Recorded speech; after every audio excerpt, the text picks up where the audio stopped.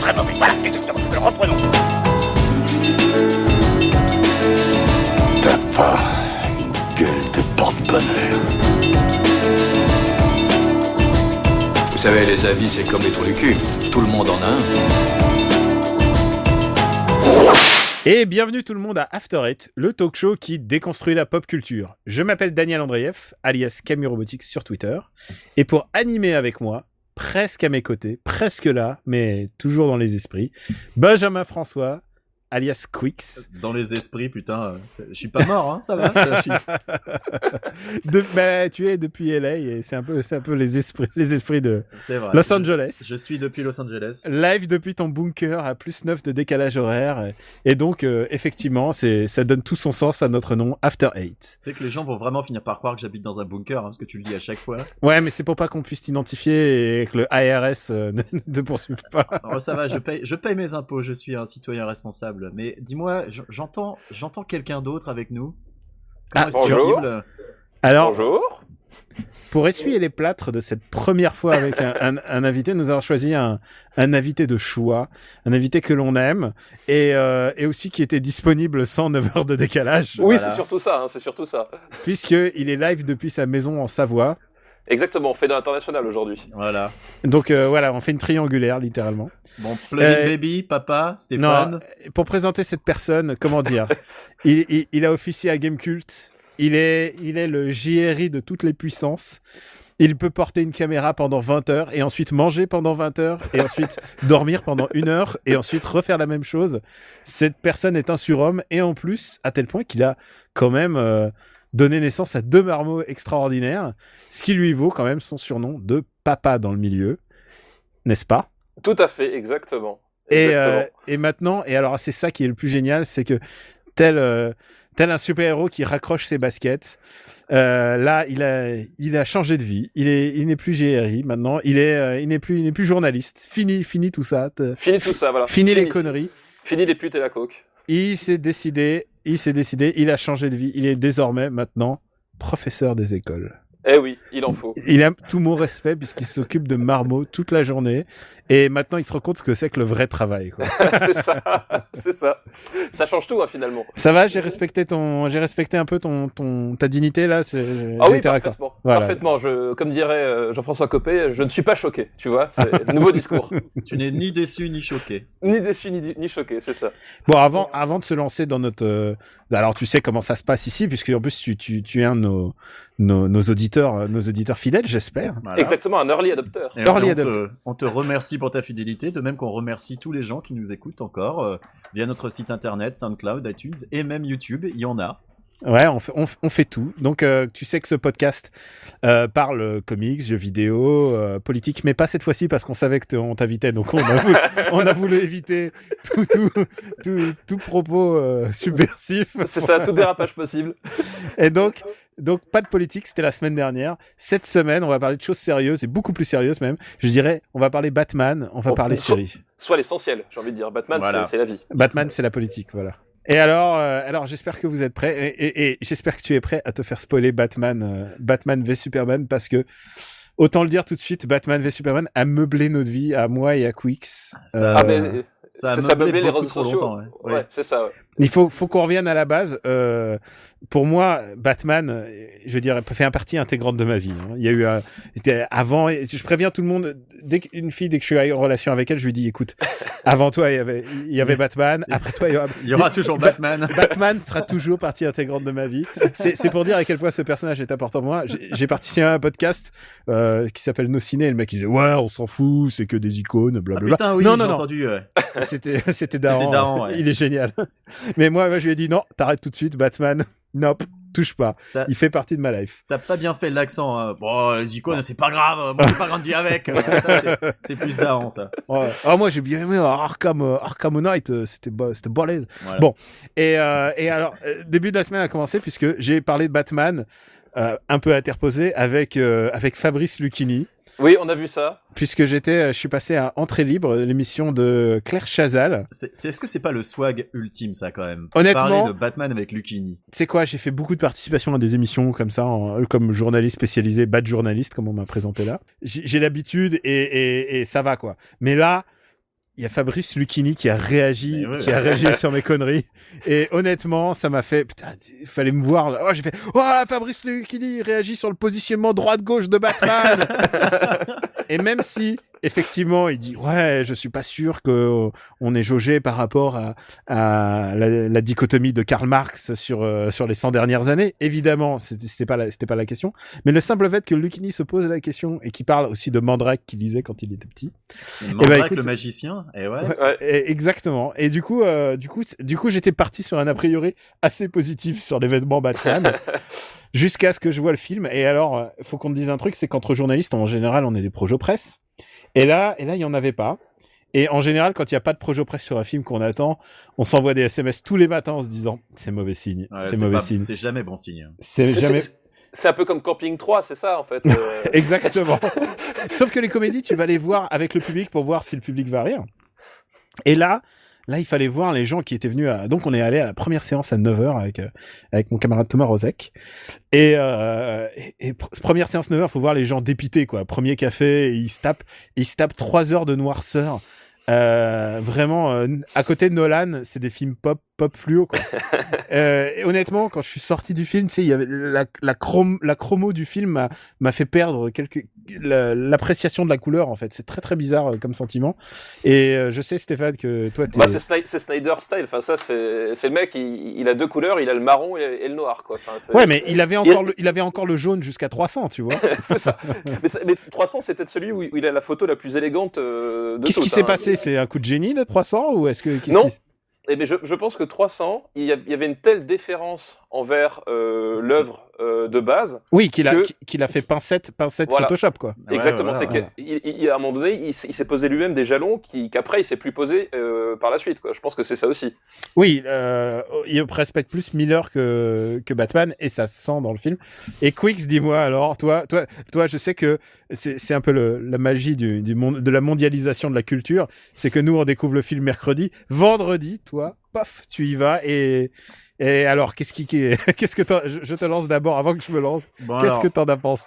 donc, déjà, tu as déjà mentionné tout à l'heure, mais il n'est pas impossible qu'on spoil. Donc, si vous n'avez pas encore vu Batman v Superman et que vous voulez le voir et que vous n'avez pas envie d'entendre des spoilers, Ah ouais, là ça va spoiler à mort. là, Ouais, voilà, on va raconter la fin. moi je vais essayer de pas trop spoiler, mais je sais que Daniel, lui voilà, c'est parti, je m'en fous.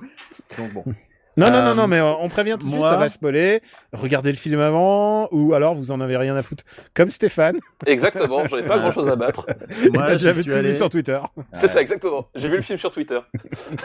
Mais donc, tu sais quoi, sur Twitter c'est mieux. Hein. j'y suis allé donc le jour de la sortie. Une séance de 13h. Bon, la salle était à moitié remplie, mais bon, c'est un vendredi dans le même temps, donc les gens travaillent, ce qui est normal. Je n'ai pas regardé les résultats du box-office à l'heure actuelle. Il faut savoir que là, on est samedi matin, donc les résultats du week-end, on les a pas encore. Les projections étaient pas si mauvaises, malgré des critiques presse complètement assassines. Reste à voir comment le film va s'en sortir derrière. Que dire je pense que... Dis-moi juste entre 1 et 10 déjà, où est-ce que tu le situes? Ah, je lui ai mis 2. Ouais, moi j'ai vu, ouais. Ah, c'est ce que ça vaut, hein, tu sais. C'est ce que ça vaut, parce que il y a 1 ou 2 trucs à sauver et 300 à foutre à la poubelle, quoi. Ça tombe bien. Voilà. Et non. Dès Écoute. la 3e minute, j'étais déjà en train de me Ah, tu veux dire c'est pas quand le petit Bruce Lane s'envole, Voilà. Quand emporté par les chauves-souris. Quand tu vois Bruce Wayne s'envoler, là, tu te dis, c'est pas possible. Moi, C'est pas possible. ce qui me tue, c'est que Batman tue. Alors, évidemment, il tuait déjà chez Nolan, ou plutôt il était genre plus nuancé, genre il dit non, je vais pas te sauver. Il tuait, Mais- il tuait chez Burton surtout. Chez Burton, c'était vraiment montré à l'écran. Chez Ouais. Nolan, c'est vachement moins évident qu'il tue en fait. Chez Nolan, il y a un côté un peu plus hypocrite dans le fait, il tue peut-être, on va pas trop vous le dire, on va pas trop vous le montrer. Mais il y a la Et voiture lance-roquette, et puis en plus il fait des dégâts. Ouais, et tout mais je ça. préférais encore ça parce que le Batman de Burton, lui, il tuait vraiment. On le voit genre lâcher un mec dans le vide ou des trucs comme ça. Est-ce que je Bon, peux ça, lâcher un truc? J'ai jamais aimé les Batman de Burton. Ouais, je sais que tu les aimes pas et c'est. Et surtout le deuxième qui n'a. Alors, c'est vrai que le scénario de Batman Superman n'a ni queue ni tête, mais ceux de Burton, si tu repenses au plot de Burton, c'est consternant. C'est consternant. J'ai jamais compris ce que Christopher Walken voulait en fait dans ce film. Il y a Bah, ce tu film vois, n'a aucun sens. Moi, j'ai moins de problèmes avec ça parce que Christopher Walken, c'est pas un des méchants principaux, alors que Mm. dans Batman v Superman, je n'ai toujours pas compris ce que voulait Lex Luthor. Voilà, c'est ça. C'est pour ça que Batman Returns est un infiniment meilleur film que ça, quoi. C'est que là, tu comprends pas le plan de Luthor, mais tu comprends pas la logique même qui anime les personnages, puisque Batman va carrément pour tuer Superman sans même avoir une rencontre au préalable, tu vois. Mais c'est ça. Et en fait, alors, les mecs se parlent pas. En fait, moi, ce qui m'avait choqué quand ils avaient annoncé le projet, c'est que ils se basent éventuellement sur Dark Knight Returns. Puisqu'on spoil, ça se base aussi sur Death of Superman. Oui, aussi. Puisqu'il y a Doomsday, ouais. Il y a Doomsday. Mais du coup, l'avantage, dans Dark Knight Returns, ce qui était fort, c'est que justement Batman et Superman avaient une longue relation, qui se connaissaient depuis longtemps, et que il y avait tout un passif, un historique qui se jouait au moment de la rencontre finale finalement. Alors que là, dans le projet tel que c'est annoncé, c'est pas un truc qui a l'air d'être utilisé du tout. Bah alors en fait, si je vais juste commencer, je te laisserai continuer, Daniel. Vas-y. Dans Dark Knight Returns est fréquemment cité en fait pour justifier le côté extrêmement proto-fasciste de Batman. Le problème, c'est que Dark Knight Returns, en fait, si tu veux, Snyder va peut-être le citer en référence, mais quand tu regardes le film, tu le vois nulle part. Oui, voilà, il prend de la, il veut faire du Miller et il a pris que la bouillabaisse de Miller, quoi. C'est le Batman de Holy Terror que je vois moi dans ce film-là. C'est pas. Oui, voilà, il a pris le fascisme littéralement. Oui. Et ce qui est terrifiant, c'est qu'il y a des rêves. Batman fait des rêves Bruce Wayne fait des rêves dans le film, des rêves qui ont absolument rien à voir avec le film. Mais par contre, il rêve dans ces films qu'il est avec un gun et qu'il tue tout le monde. Genre, is that really the Bruce Wayne we want? En fait, Bruce Wayne, quand il rêve de l'Elseworld de Injustice. C'est littéralement ça, il rêve d'Injustice. C'est exactement ça. Et il fait des high kicks dans le sable. Tu vois cette scène qu'on a vu un peu dans le trailer, où il se bat dans le sable et tout, qui a l'air super cool. Ouais. Ça, c'est du rêve. D'accord. Et à un moment, il a un rêve dans le rêve, et ça devient de plus en plus débile. Ça devient vraiment grotesque, quoi. Et le rêve dans le rêve, en plus, c'est pour introduire une sorte de flashpoint un peu pourri. Enfin, c'est une référence à Crisis quand Flash vient prévenir la GLA de ce qui va arriver, mais c'est tellement nullement fait. Oui, c'est dans Final Crisis, ouais. Non, dans Crisis on Infinite Earth. Ouais. Dans Crisis on Infinite Earth, le premier crossover qui a tout changé chez DC. D'accord. Et en fait, oui, et puis la fameuse JLA est introduite de manière tellement ridicule. C'est une clé USB, évidemment. C'est un plot device utilisé dans tous les films Besson, c'est la clé USB. Mais ça, c'est fou. C'est comme dans Lucie, quoi. Ouais, sauf que là, il y a tous les secrets de la future JLA, mais en plus, il y a leurs logos qui sont déjà préparés. Voilà, c'est les mecs, ils ont. Alors, en fait. Pardon. Voilà, non, mais tu as le droit de rire. C'est vraiment débile. C'est Batman qui envoie un mail à Wonder Woman. Déjà, il lui envoie un mail alors que c'est tout juste, il sait comment elle s'appelle, donc il lui envoie un mail. On ne demande pas comment, c'est pas grave, c'est Bruce Wayne. Et encore, c'est le plus cohérent. Et dans le mail, quoi il lui envoie, on sait pas. Et dans le mail, voilà, elle a des icônes avec les logos des mecs. Et quand tu cliques dessus, tu vois un Snapchat des gars qui dure 10 secondes où tu les vois. Et tu dis, mais c'est l'exposition la plus nulle de l'univers. Ils sont embauchés comme des youtubeurs. Vraiment, c'est ça. C'est ça. Justice League of YouTubers. C'est intenable. Et bien sûr, on peut pas passer sur le fait qu'ils se battent à mort. Il est sur le point de l'achever jusqu'à ce qu'ils lui disent sauve Martha. Il fait Martha, c'est qui? Il dit c'est ma mère. Et genre ta mère a le même nom que ma mère. Et c'est littéralement pour ça qu'il décide de pas tuer Superman. Mais déjà, ce qui est fou, ce qui veut dire que la moralité de Batman est quand même très très très bizarre. Hein. Il faut c'est très extrême, quoi. Le truc qui lui fait changer d'avis, voilà, c'est qu'ils ont la même prénom. Moi, ce que je trouve déjà fou, c'est que au début, quand t'as Batman qui explique à Alfred d'ailleurs, une petite pensée pour Jeremy Irons, franchement, on sent qu'il demande ce qui se fait là. Moi, je pense qu'il a fait son rôle par Twitch ou enfin il l'a fait en. Ah, je sais pas, mais. Ah non, mais il l'a fait à distance, quoi. Il y a un seul moment où on le voit dans la même pièce qu'Affleck ou pas? Je me rappelle pas. Oui, on le voit au petit-déj. Ah oui, ils sont ensemble, ouais. Ouais, mais sinon, Bon voilà, donc une pensée pour Jeremy Irons, mais donc à un moment. Mais tous les acteurs sont bons, c'est juste qu'ils ont à jouer et nul. Laurence Fishburne, c'est le journaliste le plus naze c'est le rédacteur en chef. Honnêtement, j'ai déjà eu des rédacteurs, j'ai eu peu de rédacteurs en chef pourris, mais lui, c'est le summum, quoi. Je veux dire, il pense qu'à faire des sujets à clic, des sujets sensationnalistes, jamais rentrer dans les sujets. Mais parce qu'il l'a dit, la presse, ça ne vend plus, il le dit. Ouais, c'est le Daily Planet, c'est vraiment, renoncement journalistique, quoi. Ouais, non, c'est l'information autrement. Ouais, voilà. C'est ça. Arrêtez votre culture de la haine, les messieurs. Non, mais surtout, donc Batman, quand il explique à Alfred que Superman est quand même dangereux, et il est surpuissant, et que même si c'est un gentil, bah, s'il y a 1% de chance qu'il devienne un danger, il va falloir s'en occuper. Mais et il y a un truc, c'est ce que Batman ferait. C'est ce que Batman ferait. Voilà. Sauf que ce qu'il ferait, il irait lui discuter avant. C'est ce qui s'est passé dans les comics, dans toutes ses premières rencontres. C'est qu'il va discuter avant. Exactement. Et il fait son plan après. Qui lui retombe sur la gueule en général parce qu'il se le fait chourave ou quelque chose comme ça. Ouais, mais normalement, il prévoit au cas où, quoi. Tandis que là, en fait, d'un coup, il décide qu'en fait Superman est un danger, et le truc qui lui fait décider, ça n'a aucun sens, quoi. Écoutez, moi, la manière dont Batman rencontre la première fois Superman la plus classe, c'est dans Man of Steel, et pas dans le film, j'entends, mais dans Man of Steel, le comics de John Byrne, où il va à sa rencontre et il lui dit écoute, j'ai un champ de force autour de moi, et quelque part dans cette ville, il y a quelqu'un qui a une bombe sur lui, et si tu m'attaques, si tu essaies de péter ce champ de force, il y a une personne innocente dans Metropolis qui va exploser. Et Superman, il dit t'es vraiment dégueulasse, parce qu'en plus Superman, il peut écouter le cœur, il sait très bien qu'il ment pas et tout ça. Ouais. Et à la fin de l'histoire, ils font une assoce et tout. Et à la fin de l'histoire, il dit bah au fait cette bombe, il dit bah la bombe je la portais sur moi, et la bombe je la portais sur moi, et évidemment. C'est le truc super malin, il dit putain, ce Batman il est hoche, quoi. Il a une moralité vraiment bizarre, mais il avait raison, il était innocent, quoi. Et ça c'est vraiment au contraire, là l'élégance, quoi. Tu vois, ça c'est pas Snyder, c'est pas ça c'est Batman. C'est pas Superman qui emballe sur les ruines de Metropolis, sur les ruines fumantes de Metropolis. Et tu sais quoi, c'est ça qui est le plus répugnant avec Snyder, c'est que quand même il a toute cette imagerie du 11 septembre, et il en abuse à chaque fois, quoi, parce que c'est vraiment volontaire. Metropolis détruit. Mais moi dans Man of Steel, ce qui m'avait choqué, c'est que Superman, les seuls gens qui sauvent à l'écran, en dehors de l'intro, c'est des militaires et sa meuf 3 fois. Ouais. Alors, monsieur Stéphane, je m'approche du micro pour te dire, écoute, dans cet épisode-là, il sauve des gens, mais avant, il veut juste poser comme Jésus.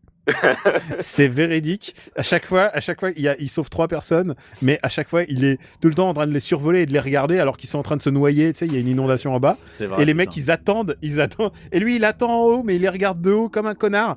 Et honnêtement, ça m'a fait penser à Superman Returns, parce qu'il sauve vraiment. Oui, il sauve personne, mais par contre, ce qu'il fait pendant 45 minutes dans le film, c'est qu'il lurque à travers la fenêtre de Lois Lane comme un vieux pervers.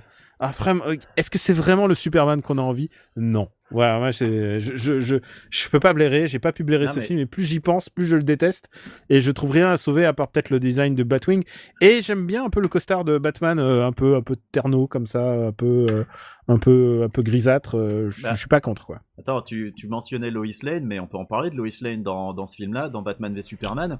Elle ne sert qu'à appâter Superman, en fait. C'est sa seule raison d'être. C'est le seul truc qu'elle fait dans tout le film, et elle le fait 3 fois. Les 3 fois, elle va se mettre en danger pour que Superman se déplace jusqu'à elle. Et c'est la seule raison d'être du personnage. Et c'est épouvantable. Enfin, déjà, le traitement du perso dans Man of Steel était horrible. Quand elle se retrouve à parler avec le perso de Russell Crowe, et tu sais pas pourquoi elle est là. Puisque tu parles de Russell Crowe, puisque tu parles des papas. Papa, spécial dédicace à Kevin Costner, qui a été le pire père du monde, quand même, dans Man of Steel. C'est scandaleux, quoi. Dans Man of Steel, il est horrible, puisqu'il dit à son fils, non, t'aurais pas dû sauver le bus, peut-être t'aurais dû rester caché, et qui préfère... Et je te traumatise pour te donner une leçon, quoi. C'est oui, genre, je préfère mourir devant tes yeux et les yeux de ma femme pour bien t'expliquer ma morale débile. Oui, et là, tu sais quoi, on le fait revenir en 3 minutes, le temps d'arriver avec un petit halo de lumière tel un messie, et il explique qu'il a dévié, je crois que si je me souviens bien, il explique qu'il a fait dévier de l'eau pour pas que ça inonde sa ferme, mais ça inonde la ferme du voisin. Quel bâtard. Donc, ma grande théorie de la duologie de Zack Snyder, est-ce que en fait le méchant, ça ne serait pas Jonah Kent depuis le début, parce qu'il est en train de former son fils pour devenir le plus gros des super bâtards. Et si tu regardes chacune de ses apparitions, il invite son fils à être un peu plus mauvais. Et moi, je pose la question. Hein. Est-ce que c'est pas ça le sujet? C'est des super bonhommes qui ont des super problèmes avec leur maman. Mais est-ce que c'est pas ça en fait, des pères qui sont vraiment des connards? Ah, mais ça, c'est probablement ça. Hein, qui sait? Peut-être que la Justice League, ça a tourné autour de ça. On verra. Ils vont l'affronter. Je crois qu'on a assez bâché sur le film. Hein. Je crois qu'on. Est-ce qu'on t'a assez gâché le film? Mais oui, attends, assez. Et surtout, vous m'avez donné envie de le voir. C'est ça qui est bien. Ah non, ça c'est triste, justement. C'est ce que les gens m'ont dit quand j'ai révélé le coup de la maman, quoi. Oui, non, mais ça, en fait, t'as envie de le voir pour le croire. C'est ça, ça l'astuce. C'est pire que ce que tu peux imaginer. Il y a encore des trucs dont on n'a pas parlé. Enfin, on peut parler de Lex Luthor-Berg. Honnêtement, sans déconner, c'est Jesse Eisenberg. T'as l'impression que c'est un mix entre le Joker, qui serait le PDG de Facebook, et c'est ça, son Lex Luthor. Mais il est insupportable. Son Joker est littéralement le Joker de Batman 66 mélangé à Jack Nicholson. C'est vraiment, il est en roue libre de chez roue libre. J'ai rarement vu une telle roue libre depuis Sophie Marceau dans Belphégor. Et moi, je voulais qu'il meure, mais je voulais que Superman, que Batman le bute. Mais Batman a failli le violer à la fin et il retourne dans sa prison. Il retourne dans la prison de Jesse Eisenberg. Et là, ce que Batman fait, enfin le Batman de Zack Snyder fait, il a un fer pour marquer ses victimes. Il a un fer rouge, ouais.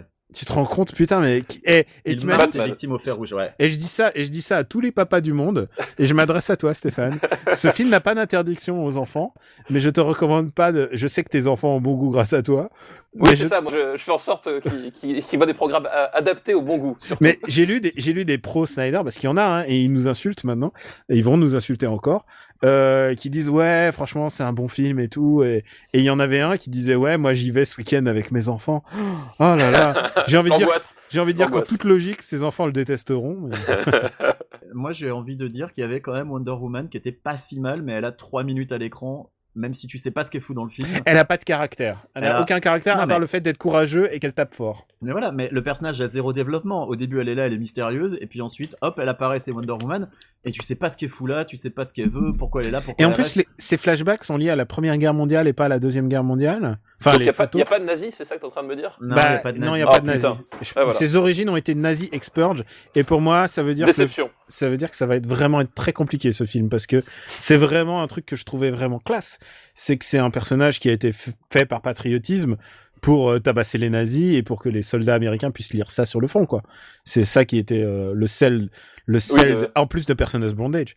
Et ce que je trouve dommage, c'est que voilà, Wonder Woman, le perso a l'air quand même pas si mal, mais il est introduit d'une manière avec un Hans Zimmer, mais plus pompier tumeur. Putain, la musique pour l'introduire, c'est tellement ridicule. Hans Zimmer, aidé par le mec de Mad Max Fury Road, là. Junkie XL. Junkie XL, ouais. D'accord. Genre, alors que Junkie XL, il a fait genre un peu la playlist de ma life avec Fury Road. Enfin, je veux dire, je me réécoute ça tout le temps quand je travaille, quoi.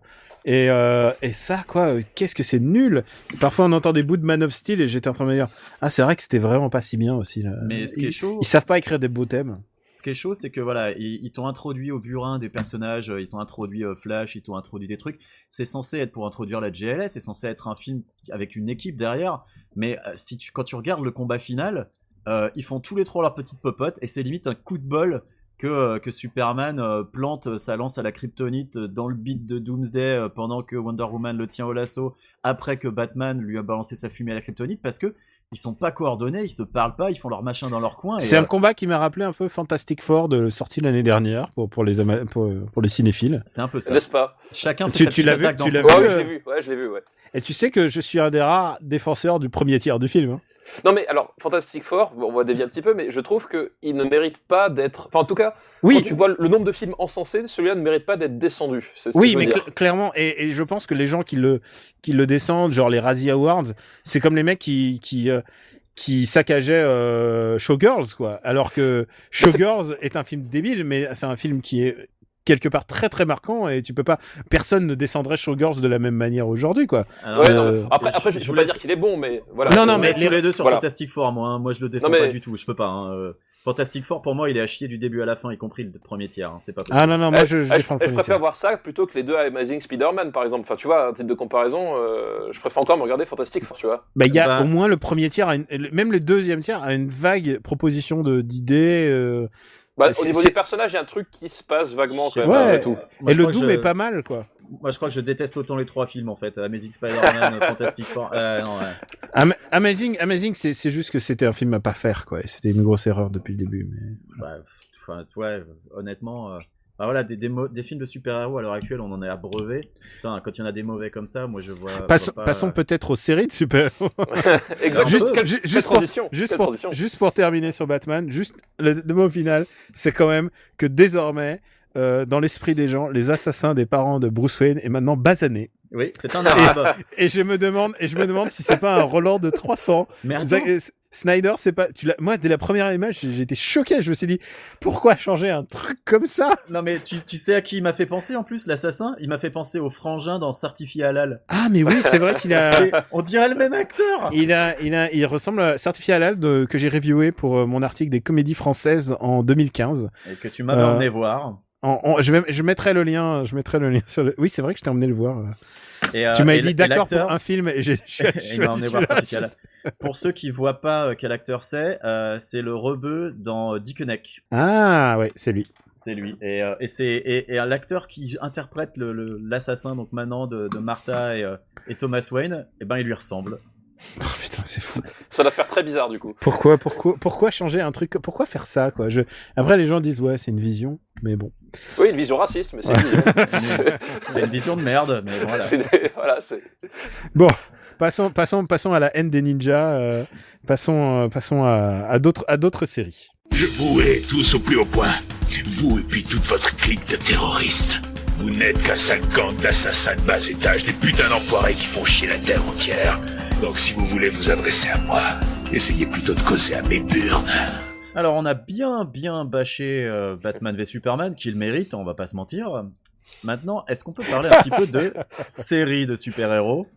Et notamment, je vous vois venir, Daredevil saison 2, parce que elle est sortie il y a 2 semaines maintenant sur Ouais, il Netflix. y a pas très longtemps. Il n'y a pas très longtemps. Il y a plein de gens qui apparemment ont eu le temps de regarder l'intégralité de la série dès le premier jour. Bon, Dont je sais pas des comment ils professeurs des écoles. Ah, je vais pas regarder dès le premier jour, s'il te plaît. S'il te plaît. Je me Bon. suis laissé un peu de temps. font. On l'a Alors, vu- où en est ta satisfaction, alors? Tu l'as mis combien d'étoiles sur Netflix? Puisque bien sûr, tu n'as pas piraté, hein, toi. Ah, mais non, mais je ne pirate pas, t'imagines bien, du haut de ma Savoie, j'ai le réseau qu'il faut pour avoir Netflix, hein, c'est une Ah. certitude. Ah, je viendrai chez toi, alors. Non, mais moi, globalement, c'est un peu comme la première, c'est-à-dire qu'il y a des moments que j'ai trouvé vraiment très cool, d'autres vraiment en dessous, mais que globalement, c'est quand même pas mal, surtout pour... Enfin voilà, comme je disais, c'est que tu vois, comparé aux productions Marvel au ciné, qui sont quand même très lissées, etc., là, ils partent sur des terrains qui sont plus sympathiques, plus, je dirais pas osés, mais en tout cas, ils essaient de faire des trucs qui ont un peu plus de corps. Et on a tous les trois vu la série tout entière, je pense. Ouais. Moi, ce que je trouve très intéressant, On c'est va ce que tu viens de dire. micro-spoiler, pas de spoiler. Moi, Mais de toute manière, moi, je pense que je vais ne pas spoiler du tout, même. Ah, Enfin, à bon, part tu vas dire- d'une neutralité, les gens vont dire encore After Eight, ça n'aide pas assez, quoi. Non, mais en même temps, j'ai du mal à hater parce que j'ai vraiment bien aimé cette saison 2. Moi, à part dire qu'il y a Elektra et qu'il y a le Punisher dedans, voilà, c'est. Ouah, spoiler! Mais bon. J'ai trouvé ça Oui, très c'est cool. vrai. Non, mais alors, le truc, c'est que si tu connais les comics, tu sais exactement ce qui va se passer avant la fin. Voilà. Et ce qui te déçoit en plus à la fin, j'ai dit, ah, ils vont vraiment finir là-dessus. Ils vont vraiment finir là-dessus. J'ai fait, ah, ça y est, money shot, allez, c'est fini. Ouais. Et j'étais assez déçu par les 10 dernières minutes, quoi. Ouais, mais c'est un peu comme la saison 1. Le dernier épisode était pas tellement. Pas très très bon non plus. Est-ce que je peux te dire juste sur la saison 1 que je suis pas fan du mec qui joue Kingpin, là? T'es pas fan De de Vincent Donofrio? Donofrio? Ben Ah, ça, non, le truc c'est que pour moi, ils en disent trop sur ses origines. Il y a eu Oui. l'épisode gna gna gna, Ah, où il est mon enfant, enfance là. battue et tout ça. Mm. Et moi, je comprends qu'il y a plein de gens qui disent, ouah putain Bah, de boulot, c'est plus ce personnage que finalement l'acteur, en fait. putain de boulot d'acteur et tout ça. Et je trouve que pour moi, Kingpin, il doit être vachement plus, enfin, surtout sur sa première saison, il doit être vachement plus cruel et tout. Et là, ils l'ont montré un peu comme une mauviette qui se la joue. Ouais, mais il décapite quand même un mec avec une portière. Hein. C'est vrai. Heureusement que tu es là pour nous rappeler un peu le. Excuse-moi. Et là, je l'ai trouvé dans la saison 2, je l'ai trouvé vachement plus intéressant. Ah, il est parce très bon. Parce en une ou deux épisodes de présence, t'as le temps de voir que c'est le boss, quoi. Et il en impose. Il en impose alors qu'il est en veste blanche et ensuite en veste orange. Il est vraiment meilleur que dans la première saison, simplement parce qu'on parle moins de lui. Il est plus. Mais je vois ce que oui, tu veux dire. T'as plus la présence finalement que. Ouais. Mais dans la première saison, t'avais la montée en puissance aussi, donc c'est pour ça qu'il c'était pas vraiment le Kingpin dès le début. Il commençait. Et en fait, je trouve que beaucoup d'éléments de la première saison sont vachement mieux dans la deuxième. Je trouve que Karen Page est meilleure dans la seconde. Je trouve que Foggy Nelson est vraiment mieux dans la seconde. Ouais, tout à fait. Ouais. Comment il s'appelle je trouve que le costume de Daredevil est meilleur. C'était pas dur. Ouais, ils l'ont modifié. Vraiment, tout est mieux. Et en fait, je pense qu'ils payent énormément le fait qu'ils ont tué Ben Ulrich dans la première saison. Et ça, je trouve ça tellement dommage qu'ils aient tué Ben Ulrich. C'était vraiment une connerie. Parce que lui est un personnage vraiment important dans le mythe Daredevil. Et là, ils s'en sont débarrassés alors qu'il aurait pu être si utile pour la seconde saison. Et du coup, on a Karen Page qui se découvre journaliste. Ce que j'ai trouvé bon. Mais du coup, en plus, l'acteur qui du coup était le rédac chef du journal et qui accompagne Karen Page, je trouve qu'il ressemble, alors je sais plus comment il s'appelle, dans Californication, le deuxième mari de Marcy. Et je trouve qu'il lui ressemble et ça me perturbe complètement. C'est très précis. J'ai pas vu Californication. Je vais retrouver le nom de l'acteur, mais putain, moi ça me perturbe tellement quand je le vois. Mais voilà. Et Karen Page, elle est bien, mais je trouve qu'elle est un peu trop. Non, elle est bien. Comme... Soyons francs, tu m'envoyais des gifs en me disant oh là là, oh là là, oh là là. Ah non, mais l'actrice est superbe. Et oh là là est une manière polie. Non, là-dessus, il n'y a absolument aucun problème. L'actrice est superbe. Non, je parle du personnage en lui-même, qui est un peu trop un Deus Ex Machina, en fait. Qui sert un peu trop à être toujours au mauvais moment. Enfin, elle fait avancer le plot, en fait. En fait, le truc, c'est que l'idée qu'il y a derrière est bien, parce qu'effectivement, justement, elle fait pas la potiche, mais le problème, c'est qu'elle pâtit du fait que c'est un personnage secondaire et que elle débloque l'intrigue. C'est-à-dire que finalement, c'est ça. T'as ce côté-là, c'est qu'elle débloque l'intrigue et effectivement, t'as l'impression qu'il y a des moments, tu te dis, mais voilà, et alors que les personnages principaux, eux, sont on s'intéresse vachement, etc. Et finalement, c'est pas forcément par eux que ça arrive. Et du coup, elle pâtit de ça. Il y a des fois, tu te poses des questions, mais bon, ouais. Et je trouve qu'il y a un... Vas-y. Stephen Tobolowsky, le mec. Vous pourrez chercher Tobolowsky, T-O-B-O-L-O-W-S-K-Y. Et il était dans Certifié Halal, c'est ça donc. Ah non. mais franchement, voilà. Et je sais pas comment s'appelle l'acteur qui joue le rédac chef de Karen Page, mais il lui ressemble. Et moi, j'ai trouvé un truc assez malin, c'est que les deux plots, c'est-à-dire celui du Punisher et celui de The Hand, la secte de ninja, ils s'overlappent pas. Ils sont assez déconnectés l'un de l'autre et ils avancent, ils se côtoient jamais en fait, presque pas. Ouais. Et je trouvais c'est assez malin plutôt que de faire, tu sais, comme beaucoup de séries artificiellement qui recollent les deux scénarios et que tout d'un coup les deux parties de l'histoire se retrouvent et pour faire une union. Je trouvais ça plus intéressant de faire un truc séparé. C'est plus intéressant, surtout que moi personnellement j'étais pas super convaincu par le plot sur The End. En fait, c'était moins voilà, forcément moi le Punisher c'est un personnage qui me parle un peu plus qu'Electra, vous comprendrez pourquoi. Mais c'est vrai que du coup il y avait des moments où par exemple la façon dont ils introduisent The End, ça prend 3 épisodes, un truc comme ça, où d'un moment c'était un peu c'est un peu long, un peu chiant quoi. Et par contre, du coup, à contrario, la façon dont ils redéveloppent le Punisher arrivé à mi-saison, enfin pas à mi-saison, au tiers de la saison, parce que voilà, je veux pas spoiler, mais en gros il se passe un truc qui fait que ça se développe autrement. J'ai trouvé ça assez cool finalement. J'ai été un peu déçu par quelques trucs. Notamment, j'adore le Punisher, j'adore l'acteur qu'ils ont pris, il est vraiment super. Il est parfait. Il y a juste un truc, c'est que tout d'un coup, on apprend qu'il a une maladie, il a un truc au cerveau, et que c'est ça qui le rend Punisher. Et je trouvais ça vraiment naze, genre, non, il n'y a pas besoin, c'est juste un mec qui aime flinguer les gens, et qui le fait au nom de la justice, quoi, mais il n'y avait pas besoin de rentrer ces trucs. Et ça, c'est vraiment typiquement, genre, c'est très américain, ça. écriture de série américaine. Ouais. Ouais, C'était ouais, genre, il faut ouais. leur trouver une motivation, comme ils ont trouvé une motivation pour le Kingpin, parce que Comme ils ont trouvé une papa motivation le pour- tabassait. voilà. Ouais, J'ai tout pas à fait. trouvé ça trop grave, moi. Et pour revenir sur ce que disait Stéphane au début, le fait que ça a un côté vachement plus noir et sombre que les films Marvel, eh ben ça montre qu'on n'est pas obligé de faire du Snyder pour avoir des personnages de super-héros dans un univers qui est plus sombre. Et, C'est clair. Hein. Oui, clairement, ouais. Et la manière dont la série est faite, et là je vais parler des combats, notamment les scènes d'action, mais c'est moi ce que j'ai trouvé fou, et j'en ai parlé avec Daniel dès que je suis sorti du cinéma, c'est que les scènes d'action dans Daredevil mettent à l'amende Batman v Superman, mais de manière incroyable. Les scènes de Ah, au combat dans moins il Batman fait des v retournées avec son pied. Et moi, ne serait-ce que la présence même des acteurs. Moi, il y a un truc que j'en ai fait un gif. C'est le moment où les ninjas commencent à grimper l'hôpital. Ouais. Et lui, il est en haut, il fait crac-crac avec sa tête et il avance et avec un sourire au visage.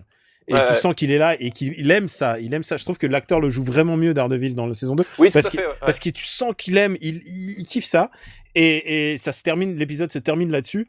Et je trouvais que c'était vraiment un moment qui marchait vraiment bien dans la série, quoi. Et je trouve que vraiment il capte mieux ce qui fait ce qui est cool dans Daredevil, quoi. C'est aussi un mec, il est blessé par la vie, mais c'est aussi un mec qui prend énormément plaisir à sauter d'immeuble en immeuble, quoi. C'est un des plot devices de la saison, de toute façon, hein, c'est qu'il pourra pas s'arrêter, non seulement parce que voilà, Hell's Kitchen a des problèmes, mais aussi parce que ça fait partie de lui, quoi. Ça fait partie de lui, il est accro. Est-ce qu'on peut juste dire un mot sur Rosario Dawson, qui n'a pas grand-chose à jouer dans cette saison et que je trouve extraordinaire. Je trouve que c'est une super actrice. Elle a pas grand-chose à jouer, mais elle est parfaite, comme elle était parfaite dans Elle est Jessica vraiment, Jones. mais c'est vraiment une super. Elle est toujours dans le bon ton. Elle me fait jamais sortir de la série. Elle est parfaite cette actrice. J'espère la revoir dans Luke Cage. A priori, elle devrait y être aussi. Donc. Ah oui, mais je pense que maintenant ils overlappent tout. Maintenant, Foggy Nelson va overlapper dans Jessica Jones. Ouais, il y a des chances, ouais. Non, mais c'est. Je me demande ce que ça va donner. Maintenant, tous les yeux se portent sur Iron Fist, qui est quand même une série enfin, c'est une série qui m'est chère, puisque mine de rien, c'est un mec qui fait du kung-fu et qui s'appelle Daniel. Et qui est parti s'entraîner loin en Asie pour ça, dans un monde tibétain imaginaire, honnêtement. Honnêtement, Fist, ça me parle, quoi. Ils ont donné une date pour Iron Fist. Je sais que pour Luke Cage, c'est le 30 septembre, mais. Luke Cage passe avant. Luke Cage passe avant et Iron Fist, ça serait donc. 2017. Ouais, et du coup, ils vont décaler un petit peu. Genre, ça serait janvier, j'imagine, décembre. Bah, ou je sais pas, ils janvier. n'avaient pas forcément prévu de faire une saison 2 à Daredevil, de toute façon, déjà à la base. Ouais, je pense que si. Tu sais, Netflix. Moi, il me semble que leur plan, c'était. Ils faisaient leurs 4 saisons pour introduire les persos, et ensuite, ils faisaient Defenders. Mais là, vu qu'ils ont introduit une nouvelle saison de Daredevil, qui vont certainement faire une saison 2 pour Jessica Jones aussi. C'est signé saison 2 de Jessica Jones. Ouais. Mais tu sais quoi, moi je pense qu'il y a un mec à Marvel, il est trop fier. C'est le mec qui a fait signer ça à Netflix, quoi. Ah, mais parce que c'est clair. Parce que vous imaginez ces mêmes séries-là, mais produites par ABC. ABC, ouais, la catastrophe. Non, mais au moins Netflix, ils ont. Et moi, j'ai rencontré l'acteur et le showrunner de la première saison de Daredevil. Ces mecs-là ont une telle envie de respecter le matériel de base, et c'est ça la nouvelle génération de ces séries-là et peut-être de ces films-là, c'est qu'il y a ces gens se posent la question de comment garder le maximum au lieu de comment retirer le maximum. Mm-hmm. Et c'est vraiment une nouveauté, quoi, parce que dans X-Men, ils ont gardé l'esprit, mais ils changeaient tous les costumes et ils mettaient des vannes genre haha, tu voudrais du spandex. Là, ils ont arrêté ce genre de truc. Maintenant, normalement, les super-héros s'assument en tant que super-héros, sauf bien sûr Batman, Superman, on va pas revenir là-dessus. Mais ouais, non, il y a vraiment un changement de mentalité là-dessus, quoi. Est-ce que tu voulais, je sais que Stéphane voulait il me tannait, il me dit il faut que je parle de Banshee. Est-ce que tu veux le garder pour ta reco ou est-ce que tu veux leur parler maintenant? Ah bah écoute, autant en parler maintenant parce que oui, parce qu'on parle de séries avec de gens qui se tapent dessus. Et voilà, vas-y, fais-toi plaisir. Et on parlait de scènes d'action justement, etc. Et pour moi, voilà, j'en parle de Banshee parce que tout simplement va être diffusée ou est diffusée actuellement la 4e et dernière saison de Banshee. Et Banshee, si tu veux, c'est un peu la suspension de crédulité testée à chaque seconde, quoi. C'est la série qui est sur le fil tout le temps mais qui arrive à fonctionner quand même. Et voilà, pour te donner un peu juste le plot de départ, c'est un type... Balance, papa. Voilà, c'est un type qui sort de prison dont on connaît pas le nom. On sait juste qu'il est poursuivi par des mafieux russes qui sont joués par des Anglais. Malheureusement, Daniel, je sais que ça te tient à cœur, hein, mais... Bon, bref. Et il se retrouve dans la petite ville de Banshee, en Pennsylvanie, une petite ville, genre un trou paumé, c'est presque comme chez moi, tu vois. Sauf qu'il y a des Amish, des nazis et des Indiens. Et Comme chez toi. presque comme chez moi. Et du coup, en fait, il va dans un bar juste pour prendre un verre, et puis là, il y a le shérif du coin, enfin le nouveau shérif du coin qui débarque. Il se fait flinguer suite à une embrouille, et il décide de prendre l'identité du shérif parce que personne sait qui c'est. Et à partir de là, le truc, ça s'engage dans, enfin, c'est complètement rocambolesque, mais ce qui est cool, c'est que ça fonctionne énormément sur les clichés. Hein, faut pas, voilà, la première saison d'ailleurs, c'est un peu bizarre parce que t'as plein de trucs qui sont un peu bancals, mais ils retournent les clichés de façon assez marrante tout au long, et surtout quand ils font des scènes d'action, ils y vont mais à fond. C'est-à-dire que, pour moi, The Banshee, c'est le meilleur truc d'action que le cinéma américain, entre guillemets, ou en tout cas hollywoodien, ait fait depuis 20 ans. Voilà. Tu prends Die Hard 3, on n'a jamais fait mieux jusqu'à Banshee. Point barre. Ah ouais, tu mets pas Die Hard 4 avec Jet Li? Die Hard 4 avec Jet Li? Pardon, merde, pas Die Hard 4. Lethal Weapon avec Jet Li. L'arme fatale 4. Hein. Je ne suis pas du tout fan de l'arme fatale 4 personnellement. Tu sais que c'est le film que je mets en référence de On se la joue comme. C'est genre, il y a le moment où Danny Glover et Mel Gibson ils se croisent avant de se battre comme Jet Li, comme des champions d'arts martiaux, quoi. Le moment où ils se croisent, je me suis dit, arrêtez les mecs, c'est le moment brochette fromage le plus abusé d'un film américain que j'ai jamais vu. Mais c'était l'époque où ils essayaient de faire. Mais donc tu dis alors là ça. Bah ouais, en fait c'est une série, voilà, enfin quand ils font de la baston, c'est plein cadre. Les mecs en fait ils ont à la mise en scène, ils ont des idées. Alors des fois ça fonctionne pas terrible, des choses comme ça, mais ils ont des idées. Tu sais, ils ont une espèce d'énergie que un peu à la Tsui Hark, sans atteindre évidemment la maîtrise de Tsui Hark, mais t'as un peu cette idée-là, c'est dark. Tu dis des noms, je suis dans le poil Céris. Je sais t'es moustier, mais ils sont un peu cette idée-là, c'est genre bon ok on fait ça, ouais, comment est-ce qu'on va le faire le plus extravagant possible? C'est super sanglant, voilà, et il y a des trucs, enfin il y a des épisodes entiers. Par exemple, il y a un épisode à un moment donné, ils sont assiégés dans un commissariat par des types, et ils se concentrent que là-dessus, c'est-à-dire que c'est un épisode de siège, pendant 1 heure, t'as un siège, ils sortent jamais du truc, machin truc, et c'est que de l'action, de la tension, etc., et c'est super bien foutu, et voilà, et t'en prends plein la gueule et tout, et voilà, c'est cool, quoi. Enfin, tu vois, ça faisait... c'est un peu comme si les mecs de The Raid venaient faire une série aux États-Unis à certains moments, c'est un peu ça. Oh là là, mais tu me l'as vendu, là, ton show, voilà. Là. Mais par contre, voilà, comme dit, la première saison, elle est un peu bizarre, parce que les personnages sont pas super bien définis, ils savent pas trop où est-ce qu'ils veulent aller, et après, une fois qu'ils ont terminé la première saison, ils ont une idée plus claire, et puis là, d'un seul coup, ça déroule, quoi. Mais écoute, vendu voilà. Alors. Moi, t'as dit Die Hard 3, c'était bon. Est-ce que c'était ta reco alors? Ah, ça peut servir de reco, hein. Je pense que tu en as une en stock parce que là c'est le moment où on va passer, je pense, on va passer aux recommandations. Ouais. Bah écoute, si j'en ai une petite ah bah en très stock. bien, très bien. Alors attends, bouge pas. Voilà. C'est le moment de placer un super jingle. That was wonderful. Bravo! I loved that. Oh, it was great! Well, it was pretty good. Well, it wasn't bad. Well, there were parts of it that weren't very good, It though. could have been a lot better. I didn't really like it. It was pretty terrible. It was bad. It was awful. It was Get terrible. him away! Hey, boo! Boo!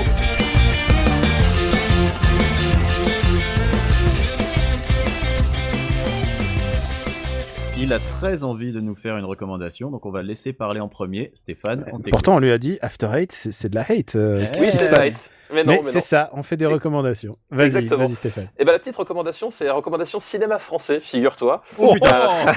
Oh là là. Mais attention, pas n'importe quoi. Je vous parle pas de Manu Payet et compagnie, hein. Mais c'est tout simplement quand tu m'as dit il faut faire une reco, j'ai cherché et puis je suis tombé par hasard sur un film que j'avais adoré mais qui était introuvable en DVD, et j'ai appris par hasard qu'en fait le DVD est sorti il y a 2 ans, donc comme quoi je suis bien à la masse. Et c'est donc le Prix du danger de Yves Boisset. Alors je sais pas si vous connaissez le principe. J'ai vu le film.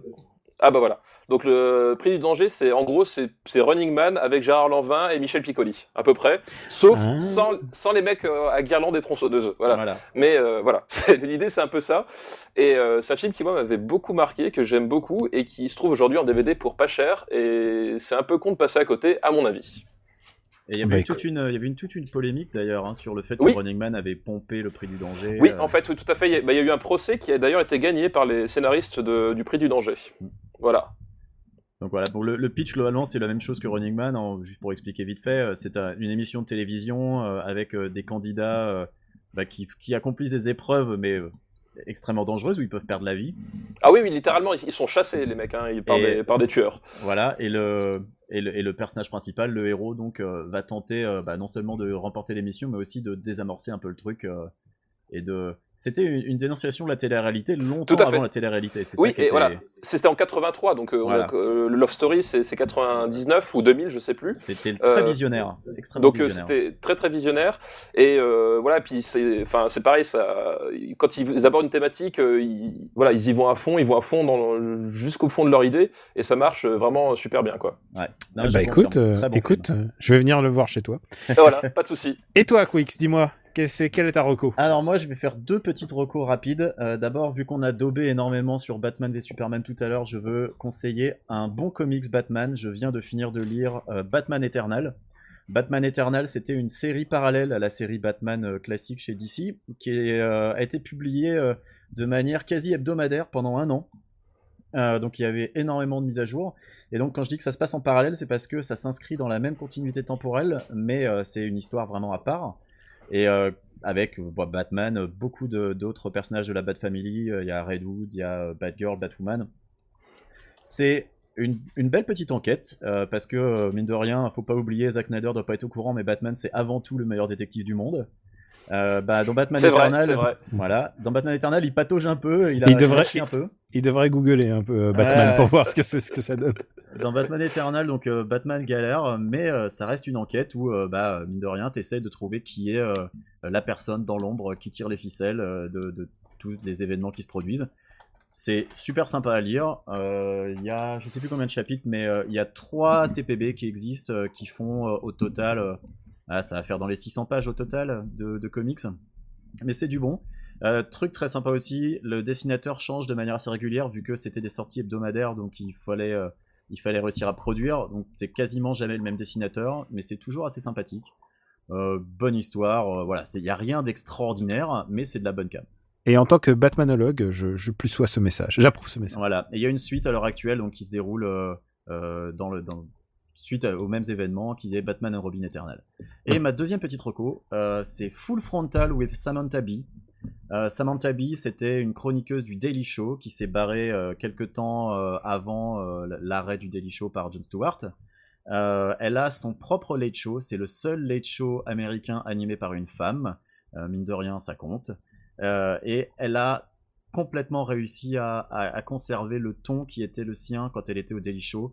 Il faut voir les interviews qu'elle fait et le sérieux qu'elle arrive à garder face à ses contradicteurs ses contradicteurs, les gens qu'elle interviewe qui des fois tiennent des propos complètement hallucinants. C'est très drôle, ça va très vite. Le format, curieusement, est assez similaire à celui du Daily Show actuel sans l'invité. C'est-à-dire que c'est elle qui s'adresse à la caméra directement, mais en étant debout, ce que fait à l'heure actuelle Trevor Noah. Et elle balance des sujets dans lesquels parfois c'est elle qui est en vedette, puisqu'il n'y a pas de chroniqueur comme au Daily Show. Mais c'est toujours très bien traité, dans la dérision, très drôle et toujours pertinent. Donc voilà, Full Frontal with Samantha Bee, c'est très très bon et normalement on peut en voir des extraits sur YouTube de manière tout à fait légale depuis la France. Voilà. Eh bien parfait. C'était ma recommandation. Daniel, qu'as-tu à nous proposer? Alors écoute, je savais qu'on avait un cinéphile parmi nous. Et au moins, enfin en plus de toi, j'entends. Peut-être qu'on a qu'un seul cinéphile, je ne sais pas. C'est ça, on ne sait pas. Eh ben écoute, moi j'ai décidé. Beaucoup de gens me disent, c'est quoi ton film de comics préféré? C'est quoi ton adaptation préférée? Parce que ils s'attendent tous que je leur dise les Burton et tout ça. Donc vous avez compris que c'est pas le cas. Et en fait, cette semaine, il y a un peu plus d'une semaine, j'ai vu le film Jem et les hologrammes. Et ce n'est pas le film que je vais vous recommander. Ah merde! C'est con ça. Ah non, parce que c'était nul à yesh. C'était vraiment nul à yesh. Tu peux pas t'imaginer un film un concept si fort, qui est quand même le concept qui a été repris par Hannah Montana et ensuite ils l'ont adapté à la génération YouTube, quoi. C'est exactement ce qui se passe. Et ils ont mis au chausse-pied un peu de technologie pour faire comme si c'était Jem et les hologrammes, mais c'était pas très bien. Je pense que j'en reparlerai quand il va sortir parce qu'il sort en France finalement, on fait genre un 8 mois après. On fait un podcast sur la hate et ton opinion sur le film J'aime les hologrammes, c'était pas très bien. Non mais c'était non mais je vous alors non mais pour et alors il y a un truc il y a même pas les Misfits pour te dire, c'est ça qui est oh là là. incroyable. Ah oui, Il y a d'accord. même pas les Misfits dans un film Jem, mais par contre il y a un seul truc qui était assez rigolo, c'est qu'il y avait Juliette Lewis et tu sais que le méchant dans Jem et les hologrammes s'appelle Eric Raymond. Oui. Et là ils l'ont appelé Erika Raymond et c'est Juliette Lewis et elle joue en mode surnaturel. Je parlais de Sophie Marceau en roue libre tout à l'heure. C'est 10 000 fois pire. C'est, Juliette Lewis, elle joue- elle est vraiment chanteuse en plus, hein. Elle a vraiment Oui, un oui, groupe. oui, oui. Elle Enfin- a vraiment un groupe. Et là, elle est en train de monter les Jem et les hologrammes. C'est une des méchantes les plus délectables depuis, je sais pas. Depuis Jesse Eisenberg dans Lex Luthor. Non, mais genre Christian Clavier au moins Christian Clavier dans, qu'est-ce qu'on a fait au bon Dieu, tu vois. Oh C'est la vraiment, c'est une méchante au-delà du réel. Alors ça, À ce c'était point. Ça, c'était pas ma recommandation, mais si vous voulez bien vous marrer, il sort bientôt en France, mais il est disponible en DVD depuis des lustres aux États-Unis. Mais moi, ma vraie recommandation est une petite perle. Il y a 2 bonnes adaptations de BD. Tout le monde pense à Ghost World de Daniel Clowes, qui a été adapté avec Scarlett Johansson, Scarlett tout à fait, Johansson qui était encore teenager à l'époque. Tora Ouais. Birch et Steve Buscemi. Et Steve Buscemi, ouais. Qui Ouais, tout à fait. et Steve Buscemi qui aurait mérité un putain d'Oscar. Pourquoi, Oui. Leonardo DiCaprio il a des Oscars et pas Steve fucking Buscemi quoi. Et ce qui Mais est bon. fou, c'est que le film est un amalgame entre le comics de Clowes et Daria, la série, j'avais trouvé moi. Et ouais, il y a Oui, pas il y a mal, un peu il y a de ça, pas mal ouais. d'éléments. Ouais. Et donc moi, mon choix cinéphile, c'est Josie and the Pussycats. Alors est-ce que vous connaissez Josie and the Pussycats? Non, pas du tout. C'est un comics c'est un comics d'une BD de Archie Comics. Et Josie and the Pussycats, c'est un girls band de filles déguisées en chatons, en chats. Et elles vivent dans un petit bled. Et puis au fur et à mesure, elles se font repérer par un producteur et tout ça, et ils font signer les contrats. Bon, et c'est vraiment le teen rockstar movie par excellence. Mais ce qui est intéressant, c'est d'abord ça a une énorme patate. Ça a vraiment. C'est vieux, non, comme film? Ah ouais, c'est un film de 2001. Il est, Ouais, je voilà. crois, il faut Et il y a aller- Rosario Dawson dedans, c'est ça, Et c'est il y a- ça quoi. Et voilà, Ouais, c'est ça qui est Ok. génial, c'est que Je comprends. c'est qu'il y a Rosario Dawson dans sa prime jeunesse, elle a l'âge d'Angelina Jolie quand elle a commencé là, c'est pas possible. Il y a Rachel Lee Cook qui est Oh là là, elle est trop bien. qui est Shizolvat, exactement. Elle est vraiment choupi kawaii. C'est vraiment le meilleur film de girl rock band de l'époque. Ça enterre évidemment Jem et les hologrammes. Ça enterre Hannah Montana. Il y a des super acteurs que vous allez. Il y a Parker Posey. Il y a Alan Cumming. Enfin vraiment, il y a vraiment plein de chouettes acteurs. Et évidemment, c'est très léger. Évidemment, c'est pas.